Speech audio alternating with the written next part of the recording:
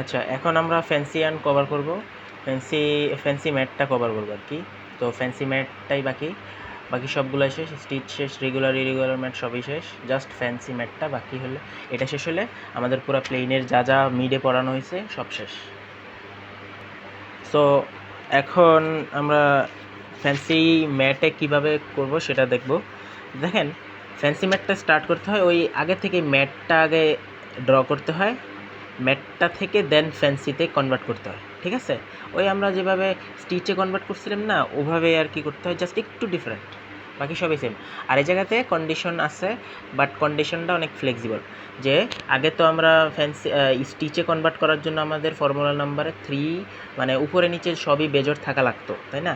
But এখানে fancy ইয়ার্নের মধ্যে সুবিধা হচ্ছে যে জোর থাকুক বা বেজোড় থাকুক, যেটাই থাকুক পসিবল, ঠিক আছে? মানে উপরে নিচে জোর বেজোড় থাকলেও সমস্যা নেই, উপরে বেজোড় থাকলেও করা যায়, উপরে নিচে জোর থাকলেও করা যায়, ঠিক আছে? সো এখন কাজটা করি। সো আমরা ফার্স্টে 3x3 ম্যাট থেকেই ফ্যান্সি ইয়ার্নটা কমপ্লিট করব। ওকে, রেগুলার ম্যাট আমরা জানি। সো এখন ঘরটা আঁকা জানি সবাই। সেম জিনিস দিয়ে করার কারণ হচ্ছে যেন বুঝতে সুবিধা হয়।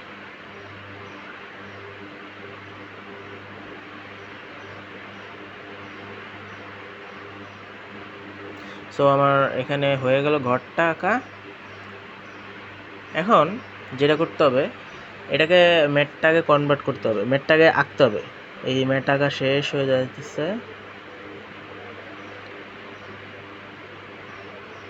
ওকে, তো ম্যাট আঁকা শেষ, 3x3 ম্যাট। এখন এটা থেকে আমি ফ্যান্সি কনভার্ট করবো কেমনে দেখেন। ফ্যান্সি কনভার্ট করতে হলে আমার সেম নিয়ম আগেরটার মতোই, সেন্ট্রাল যে পয়েন্ট আছে সেই সেন্ট্রাল পয়েন্টটা আমি সিলেক্ট করব সব জায়গারই, বক্সের মিডলে করা শেষ। এই পার্টটা আমার ওই ইসের মতো, স্টিচের মতো সিমিলার, বাট কাজটা হবে কি জানেন?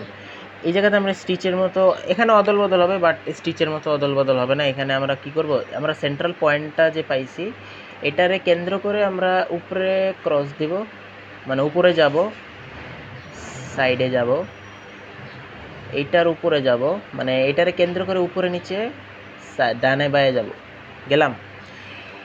এই যে প্লাস সাইন তৈরি হলো না এখানে আর এখানে, ক্রস দিয়ে, এই জিনিসটার একটা প্যাকেট মনে করেন, এই প্যাকেটটা এখান থেকে উঠায়া এইখানে বসায় দিতে হবে, মানে এই বরাবর এই প্যাকেটটা এখান থেকে উঠায়া এই বরাবর বসায় দিতে হবে, আর এই জায়গা খালি হয়ে যাবে, এই জায়গা শুধু একটা প্লাস তৈরি হবে। ইজি, আশা করি বুঝতে পারছেন। তো দেখেন করি।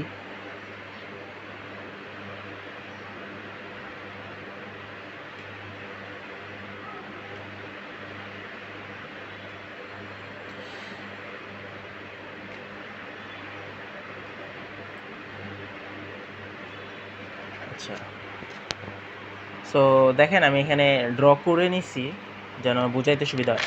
আমি যেটা বলছিলাম, দেখেন এই জায়গাতে আমার এই বরাবর আর এই বরাবর যেই প্লাসটা তৈরি হয় ক্রস দিয়ে, এই ক্রসটাকে আমি জাস্ট এখান থেকে মনে করেন উঠায়ে এই পাশে বসায় দিছি।